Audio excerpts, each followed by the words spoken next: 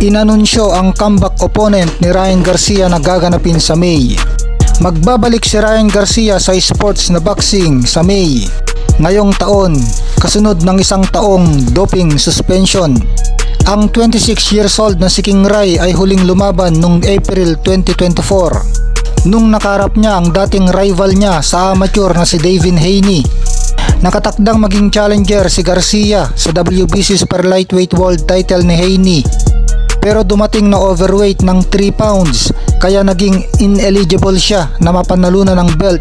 Sa kabila na itinuloy pa rin ang laban, pinabagsak niya si Haney ng 3 beses para manalo ng majority decision. Ngunit nagpositibo ng 2 drug test kaya binaliktad ang resulta sa no contest at naparusahan ng 1 taong suspension.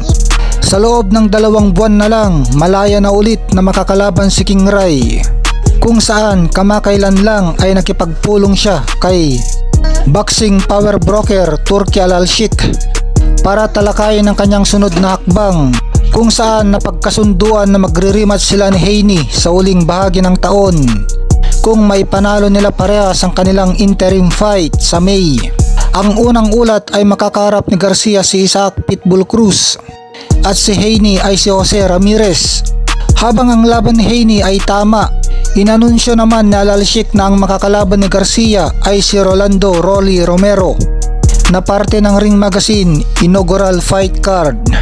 Ang card ay kinabibilangan ng 3 laban. Ito ay kay Ryan Garcia versus Rolando Romero, tapos Devin Haney versus Jose Ramirez at Martin Bacole versus Efe Ajagba.